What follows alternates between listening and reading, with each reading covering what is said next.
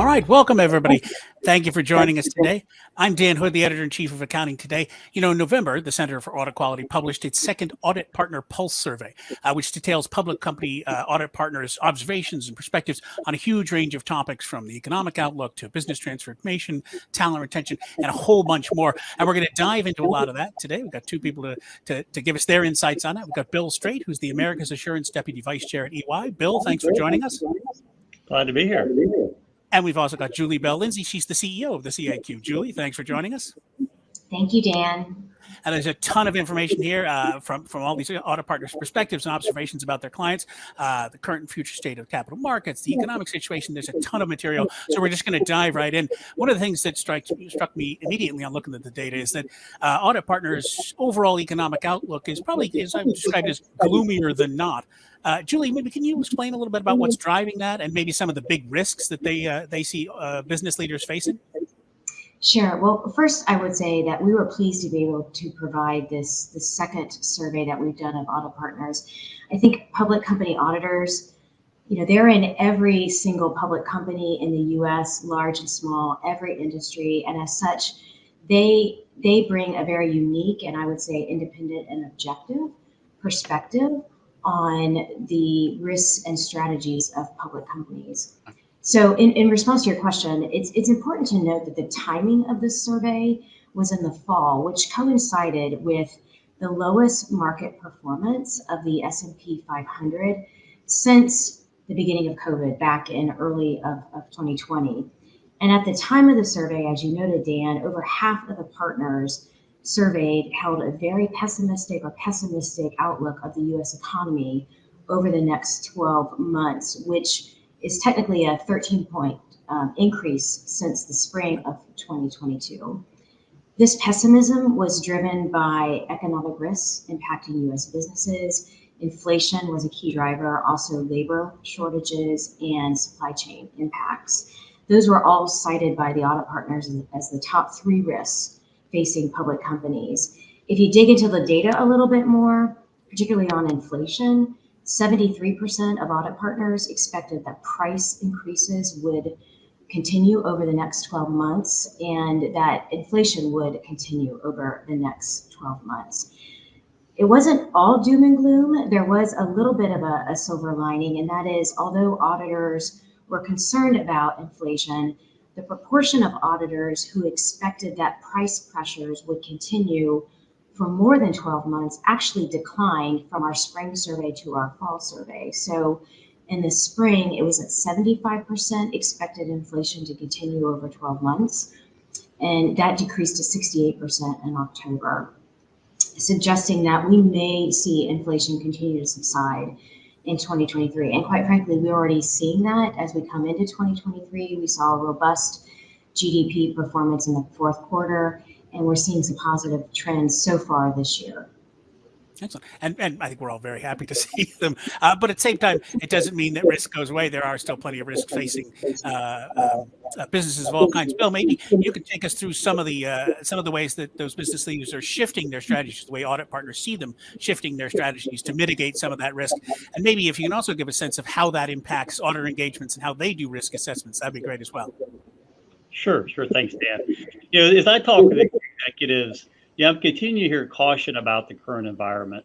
Inflation certainly continues to be high, albeit at a rate lower than last summer, but still double the long-term historical average. And that coupled with remaining in a rising interest rate environment, with the Fed continuing to raise rates, and of course there's ongoing geopolitical tensions across the globe that certainly is adding to the outlook. That said, though, leaders, they continue to remain focused on long-term resilience and value. And as I talk to people, I think many are re-examining how they identify and how they assess risk, continuing to scenario plan, really looking at ways to identify and be prepared for evolving and developing risks. I'd say many are preparing frequent risk assessments and really leveraging your real-time data to really get a holistic look at the market and where risk may be headed around the corner. I'd say the majority are certainly taking concrete action to remain agile and cautiously planning about where things are headed and where there could be some less robust and maybe increased volatility going forward. And this is everything from you really adopting new pricing models. I can't talk here. Adopting new pricing models, revisiting cost structure, and you're looking at supply chain. Looking at the geographic diversification of supply chains. Cyber continues to be a big focus, and ensuring that there's a good element of resiliency there, and really looking to the labor market. It continues to be challenging. I think some of the Great Resignation activity we've seen has calmed down a little bit, but talent retention, dealing with the post-pandemic workforce is still continuing to be a challenge. And then of course ESG is it's certainly out there, continues to be a huge focus of stakeholders, customers, investors, and then of course the regulatory element of that. But, the second part of your question, though, when it comes to audit risk assessment, grants the core of every audit we do at EY. We leverage the digital audit, really through data analytics. Our auditors are able to really gain a more robust and complete picture of data that's underlying a company's business, and are really seeing that there's the different ways of tracking transactions, see where a transaction originates, where it flows. It really provides the ability to identify and focus on key risks. We continue really to ask our teams to prioritize risk assessment, really ensuring that partners and especially for younger people are really bringing the right level of professional skepticism to the table as we're working through through our year-end audits right now. We're continuing to work to strengthen controls around quality at all levels of the firm. This is firm-wide. It's at the engagement level. We have a variety of different monitoring processes to really help the business and help our teams work through things. And finally, we're preparing to work with our people to address these emerging economic issues we're talking about. Teams are focused on high inflation, rising interest rates, but also really working to understand the risk associated with some of these newer issues we talked about, ESG, cyber, and ensuring that we can be vigilant as these risks evolve. Maybe the last comment I'll make is that at EY, we've continued to make some long-term investments here in technology. We've committed over $1 billion to the next generation around assurance technology to really help our teams remain on the cutting edge, prepared to adapt to this ever-evolving landscape. Gotcha. All right. Well, you're talking about keeping up to date with all these risks. As you went through that list, you started to realize the last year has really been sort of a master class in all the possible risks you could possibly face, or an organization could possibly face. They're just everywhere. And one of the ones we've been seeing a lot in the news, just from all kinds of weather and climate related events, is ESG. We've talked about that a little bit. I was a little surprised to see that, according to a survey that saw environmental and climate related activities pretty low among major changes that auditors saw their clients undertaking or planning to undertake in the next 12 months. And many of them said that they aren't taking climate change into effect when developing their corporate strategies. Julie, we've across the accounting profession have talked about the rising interest in ESG and the rising mandates for it. Do you expect that sort of low prioritization to change going forward? Well, the first thing I would say, Dan, is that a survey is just that. It is a snapshot at a particular moment in time. Given high inflation, the labor shortages, increasing cybersecurity threats, we weren't necessarily surprised that environmental, climate-related activities were ranked a little bit lower as far as top changes that businesses were focusing on, with business strategy, technology, innovation, and human capital coming before it. But we do believe climate and other social and governance reporting issues do remain a top priority for public companies. And I think Bill just confirmed that as part of his discussions with business leaders. I would also note, again, pointing out to the fact that a survey is just that, a snapshot in time. In our spring survey of audit partners, almost 65% or 2/3 of audit partners reported they saw their public companies taking ESG matters into consideration as part of both short and long-term strategy development. So it was not necessarily in the top 3 areas in our fall survey, but it certainly was in the spring. CAQ, we know from our own work in our analysis of S&P 500 company disclosures that 95% of the S&P 500 companies are disclosing ESG information as part of their ongoing disclosures. And there's a reason for that, and that is that investors are increasingly asking and expecting this information. As a result, public companies are reporting it. So I think this was a moment in time, Dan. We're all still awaiting a final disclosure rule, if there's one to come from the SEC, and I believe any such regulatory development such as that will further have an impact on companies' prioritization of ESG matters, given that that rule will require certain climate-related disclosures in SEC filings. Gotcha. Excellent. All right, and to following on your point about this is a snapshot in time that's certainly worth remembering. With any survey like this, things will change before and after. One of the things that showed up in the survey was that they're seeing auditors' clients put in more strategies or a heightened interest in strategies against fraud. And Bill, I was wondering, do you have a sense if this represents an increasing concern? Is it, to Julie's point, it was a moment of time where people were particularly concerned about it, or is it an ongoing trend?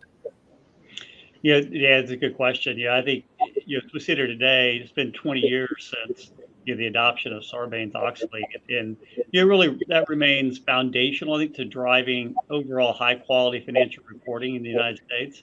But that said, financial reporting stakeholders really they have to remain vigilant. And while SOX certainly provides a robust framework for increased transparency, you're really focused on promoting overall reliable and accurate financial reporting. It certainly has an element of deterring corporate fraud. I just think if you look at this in the United States, the framework that Sarbanes-Oxley has provided and the requirements of the PCAOB standards, those certainly have been very helpful. I think it continued to mitigate fraud, but also it really provides a good landscape for businesses to continue the evolution of their overall risk assessment processes, how they conduct scenario planning to identify risk areas, including fraud risk. I think about this from an auditor's perspective. At EY, fraud is certainly always top of mind. It's part of all of our audits that we operate under PCAOB standards. I think about it really kind of in several ways. The first is we leverage technology to really improve execution here. We talked about this a little bit a minute ago, but the digital audit that we perform really provides full populations of data. It really gives teams the ability to see really complete picture of an aspects of a company's business in the financial reporting process. It in turn really gives our ability to look at potential risk, unusual journal entries, transaction booking patterns, unusual activity like that. And those analyses really allow us to look for anomalies to say, hey, do you see something that doesn't look right or work right, that can help you really dig deeper into it. We also use other data sets and look at things such as short seller reports and things of that nature to identify fraud risk. You're right. The second area is cultural, and we've at Ernst & Young have really been focused on building a strong culture around integrity, equipping our people to ask the better questions. The compliance framework that has been pulled together is really focused on a culture of doing the right thing. At EY, we're absolutely committed to fostering a culture of integrity, ensuring that the values and the teaming and inclusiveness is something that is top of mind in people's minds. I think help drives asking the right questions. We've also been very, very focused on continuous improvement. And as we execute our audits, we're really having our teams think about this in a mindset of, how can we always be asking the right questions, questioning the assumptions, and really continuing to improve processes to ensure we're focused appropriately on the right thing. And then thirdly, I'd say looking at how EY is contributing to the overall profession-wide efforts to reduce fraud. We've continued to have ongoing dialogue with, throughout the financial reporting ecosystem to really strengthen fraud. For example, in the U.S., we're working closely with the CAQ in their efforts there around anti-fraud collaboration, looking to improve financial fraud risk management with with various organizations, with FEI, with NACD and the like. And I think there's a, continuing ongoing effort across the profession to ensure that we're appropriately focused on, on fraud as a key point here. Excellent. All right. A lot of the things you described go to the quality of the audit, but they also go to the quality of engagement with audit partners with their clients, right? The deep understanding of their clients, which is one of the reasons why surveys like this are valuable, right? Because they see what's going on at a lot of clients and can bring that to all their other clients, their other audits. And it also brings up, we were talking about emerging risks. Auditors are in a great position to identify a lot of those. We've mentioned some, but I want to dive into some more. If there are other emerging risks you see business leaders keeping an eye on, or that audit partners think people should be keeping an eye on, Julie, maybe I'll give you first whack at this. Other major emerging risks that businesses should be paying attention to? I guess it's still considered emerging, but talent is still very much a focus. I mentioned labor shortages earlier, and this really cannot be understated. The Great Resignation, as Bill alluded to, I mean, maybe it's subsiding, but the fact of the matter is public companies are still facing serious resource scarcity issues when it comes to labor. It's going to be very interesting to see in our next survey, which will be released late spring, if this changes given the improvements that we've seen in the economy and the job market over the last few months. But in our most recent survey, we observed that many companies are very much focused on retaining the talent that they have, while maybe scaling back a bit on new hires. We thought some of the ways that companies were looking to retain talent were interesting, not necessarily surprising, but just things like increased flexibility in the workplace. Obviously, increasing compensation is another driver. And then really investing in employees, upskilling them to keep them and retain that talent. So I would say it's a continuing emerging risk, which is labor. Gotcha. And it's a great point. We've seen really wonderfully low unemployment rates, high job creation, but all that means the labor market just gets tighter and tighter and tighter. So it's all the good news just leads to more risk. Bill, any emerging risks that you're paying attention to, or you think, or that auditors think business should be paying attention to? Well, yeah, to build on Julie's point, talent is absolutely at the very top of the list. You look at the overall landscape of people entering the profession from a CPA perspective. You would continue as a firm, as a profession, to be very focused on that. And I think one of the things that we are doing with EY is really looking at the pipeline of future CPAs. Working with with CAQ, with others. We have a EY Career Path Accelerator here that's really focused on helping people work through and meet the 150-hour credit requirement to become a CPA. That's an area of huge focus. And it's something we're really thankful for our partnership with the CAQ. It's really focused on this Accounting Plus initiative that's really helping us increase access and help others increase access to the profession, in particular for underrepresented and minority groups. That continues to be a huge focus. The other area I'd say is just economic fluctuation in general. We talked about this at the top of the discussion here, but you're really focused on the near-term economic challenges around a high interest rate, high inflation environment. Looking at various scenario planning items, ensuring that we're identifying the right risks. And last is sort of the regulatory environment. We talked about ESG and cyber here today a little bit, but there's a variety of other things that are on the regulatory agenda. It's focused on, from an SEC perspective, on executive compensation, clawback and the pay for performance disclosures. There's various pending disclosures and proposals out there around share repurchases. Certainly the climate change proposal is an area that a lot of companies are focused on, and we wait to see what comes out of that this spring. And then, of course, cybersecurity. There's a lot of continuing regulatory development around that. So I'd say that's, Dan, probably the third area of a lot of focus.